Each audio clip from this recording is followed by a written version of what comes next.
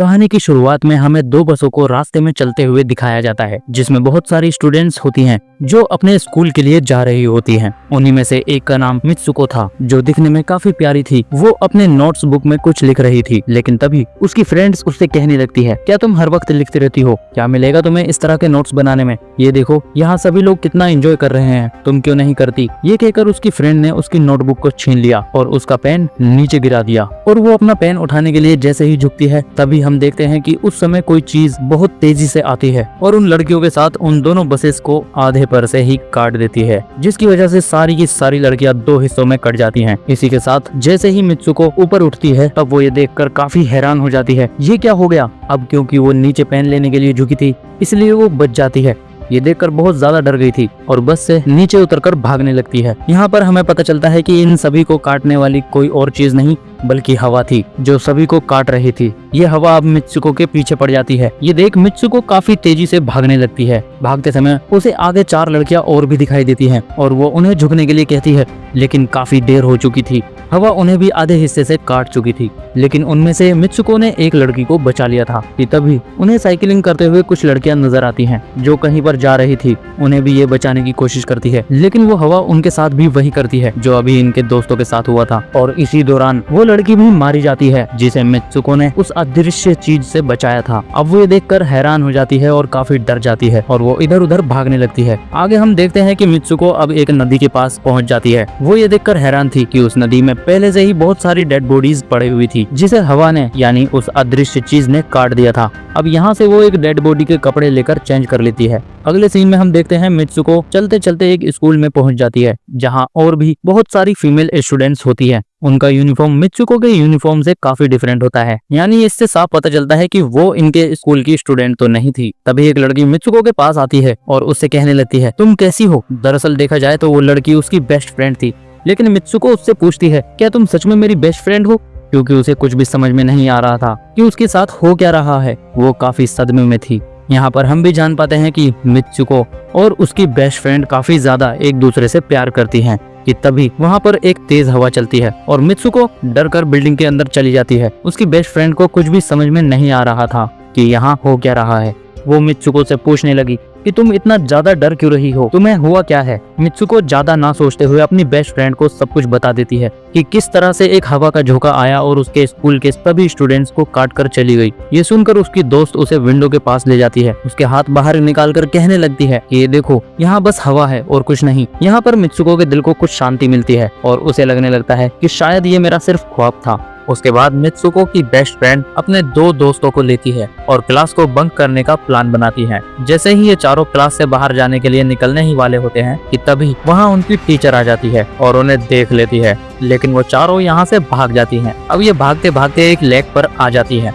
यहाँ पर मित्सुको की बेस्ट फ्रेंड अपने दोस्तों को भी उसके ख्वाब के बारे में बताती है। तभी उनमें से एक लड़की कहती है कि हो सकता है कि ये सच हो, जैसे मिरर वर्ल्ड में होता है, जहाँ पर इस दुनिया से ओपोजिट यानी उल्टा होता है। ये कहकर वो लड़की तालाब में एक पत्थर फेंकती है और कहने लगती है कि ये देखो, यहाँ पर मैंने पत्थर पानी में फेंका है, लेकिन हो सकता है कि दूसरी दुनिया में मैंने ऐसा ना किया हो। कि तभी अचानक से उस तालाब में एक क्रोकोडाइल निकल आता है और उसमें से एक लड़की को खा जाता है। फिर वो लड़की कहने लगती है कि देखो, मैंने कहा था ना, जो इस दुनिया में होता है वो उस दुनिया में बिल्कुल भी नहीं होता, और जो उस दुनिया में हो रहा है वो इस दुनिया में नहीं हो सकता। तो इसको भी उसी दुनिया में मगरमच्छ ने खाया है। और यहाँ पर देखो, ये तो बिल्कुल सेफ है।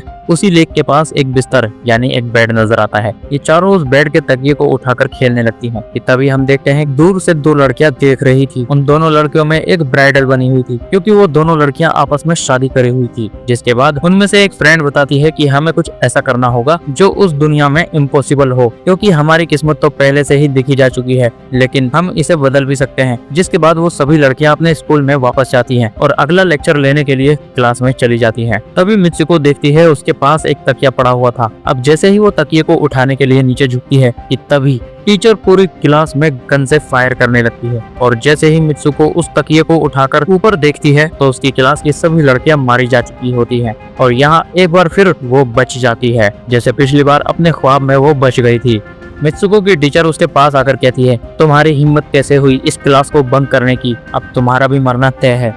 लेकिन तभी उसी वक्त दो लड़कियां और आ जाती है और मित्सुको को बचाकर वहां से भागने की कोशिश करती है। लेकिन एक दूसरी टीचर वहां पर आकर उन दोनों लड़कियों को मौत के घाट उतार देती है। अब जितने भी स्टूडेंट की जान बच गई थी, मित्सुको उनके साथ बाहर भागने लगती है, लेकिन स्कूल की सभी टीचर्स उन सभी लड़कियों पर फायरिंग करने लगती है।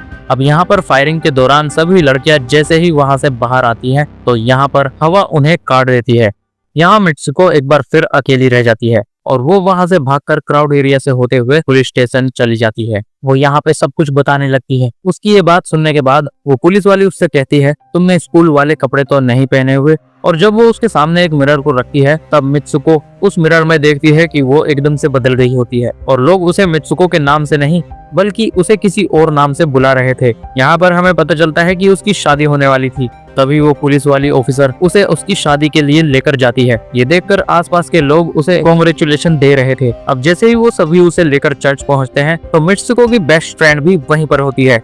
मित्सुको उससे पूछने लगती है कि ये सब मेरे साथ क्या हो रहा है। तब उसकी दोस्त उसे कहती है, अभी खामोश रहो, हम अभी किसी के कंट्रोल में हैं। अब जैसा मैं कहूँ वैसा तुम करने लगो। और ये कहते हुए उसको वेडिंग ड्रेस पहनाकर उसे वहां जाने के लिए कहती है। अब जैसे ही वो उस मैरिज सेरेमनी के लिए आगे बढ़ती है, तो वहां की सभी लड़कियां उसका मजाक उड़ाने लगती हैं। ये देखकर उसकी बेस्ट फ्रेंड एक एक करके सभी को मारना शुरू कर देती है। अब जैसे ही मित्सुको आगे बढ़ने लगती है, तो उसके ग्रूम्स की जगह एक ताबूत खड़ा हुआ नजर आता है। उस ताबूत को खोले जाने पर एक बड़ा पिग बाहर निकलता है। मित्सुको उसे देखकर काफी ज्यादा डरने लगती है और एक टूटी हुई बोतल से उस पर अटैक कर देती है, जिसके बाद मित्सुको और उसकी बेस्ट फ्रेंड चर्च से भागते हुए बाहर आ जाती हैं।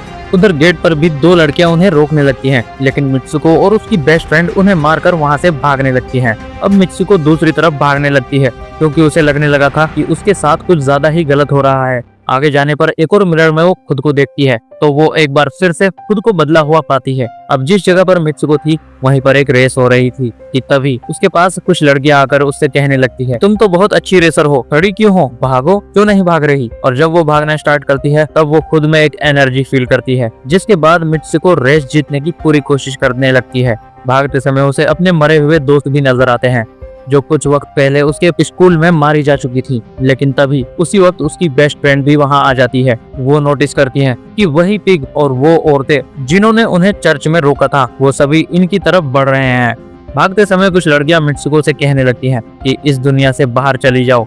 इसके बाद हम आगे देखते हैं कि मित्सुको भागते भागते एक सुनसान अंधेरी जगह पर आ जाती है। वहीं पर कुछ स्टूडेंट नजर आती हैं, जिन्होंने यूनिफॉर्म पहना हुआ था। सभी लड़कियां मित्सुको से कहती हैं, हम सब मरे हुए हैं और तुम्हें भी मार देंगे। लेकिन तभी मित्सुको की बेस्ट फ्रेंड वहां पर आकर उस लड़की को मारकर वहां से मित्सुको को भगा ले जाती है। मित्सुको की बेस्ट फ्रेंड उसे अपना नाम जोर जोर से पुकारने के लिए कहती है, जिस पर मित्सुको अपना नाम जोर जोर से लेने लगती है। इसी के साथ मित्सुको अपने असली रूप में वापस आ जाती है। उसकी बेस्ट फ्रेंड उसे अपने हाथ दिखाते हुए कहती है कि प्लीज मेरे हाथ में जो वायर लगी हुई है उसे बाहर खींच दो, ताकि मैं इस दुनिया से बाहर जा सकूं। लेकिन मित्सुको को डर भी था कि कहीं ये वायर खींचने के बाद उसकी जान न चली जाए, क्योंकि मित्सुको अपनी बेस्ट फ्रेंड से काफी ज्यादा प्यार करती थी, इसलिए वो ऐसा नहीं करना चाहती थी। लेकिन उसे ज्यादा फोर्स करने पर वो उसकी वायर खींच देती है। वायर खींचते ही उसकी बेस्ट फ्रेंड की बॉडी दो हिस्सों में बट जाती है और तभी उसी वक्त उसे एक गेट नजर आता है। उस दरवाजे के बाहर आने पर वो देखती है कि वो आदमियों की दुनिया में आ चुकी है। वहीं पर उसके पोस्टर भी लगे हुए थे, जिस पोस्टर को कुछ लड़के देख रहे थे। तभी एक लड़का मित्सुको के पास आकर कहता है कि तुम फ्यूचर में हो। ये बात सुनते ही वो बेहोश हो जाती है। कुछ टाइम बाद जब उसे होश आता है, तो वो आगे बढ़ती है। वो देखती है कि एक बूढ़ा गेम खेल रहा है और उसी गेम में मित्सुको वही कैरेक्टर नजर आता है जो अभी बनी हुई थी। मित्सुको को देखते ही बूढ़ा आदमी कहने लगता है कि मैंने इस गेम को बनाया है और मैं ही हूँ जो तुम लोगों को कंट्रोल कर रहा हूँ। तुम बहुत पहले मारी जा चुकी हो, लेकिन मैंने तुम्हारा डीएनए लेकर तुम्हें फिर से बनाया है। मित्सुको को ये बात सुनकर अब पता चल जाता है कि वो एक गेम में है। उसे लगता है कि शायद मैं अभी भी अपनी दुनिया में जा सकती हूँ। लेकिन तभी उसी वक्त एक आदमी आता है और मित्सुको को अपने पास बुलाने लगता है। तब वो बूढ़ा आदमी मित्सुको को अपनी आखिरी लेवल कंप्लीट करने के लिए कहता है। वो आगे बढ़ने लगती है कि तभी मित्सुको को अपने दोस्त की कही हुई बात याद आती है कि अगर हम इस दुनिया में कुछ ऐसा करेंगे जो दूसरी दुनिया में इम्पॉसिबल हो, तो हम इस गेम से बाहर आ जाएंगे। और इसी के साथ मित्सुको उस आदमी का गला दबा देती है और कहने लगती है, बस करो हमारे साथ खेलना। ये कहकर मित्सुको उस बूढ़े आदमी की छड़ी को उठाकर अपने पेट में घुसा देती है, जिस वजह से उसकी मौत हो जाती है। और यहाँ पर हम देखते हैं कि वो बूढ़ा आदमी सोच भी नहीं सकता था कि मित्सुको कुछ ऐसा कर सकती थी, और इसी के साथ उसकी डेस्टिनी पूरी तरह से चेंज हो जाती है। वो इस दुनिया में यानी गेम में तो मर चुकी थी, लेकिन असली दुनिया में वो अब भी जिंदा थी। आगे हमें दिखाया जाता है कि मित्सुको के बाकी कैरेक्टर भी किसी न किसी वजह से अपने आप को मार लेते हैं, और अब वो सब गेम का पार्ट नहीं थे। अगले सीन में मित्सुको को बर्फीली जगह पर लेटा हुआ दिखाया जाता है, और अब वो अपने रियल वर्ल्ड में आ चुकी थी। और इसी के साथ ये दिमाग घुमा देने वाली कहानी यहीं पर खत्म हो जाती है। वीडियो लाइक करें, चैनल को सब्सक्राइब करें और कमेंट करें आपको कौन सी मूवी का एक्सप्लेन चाहिए।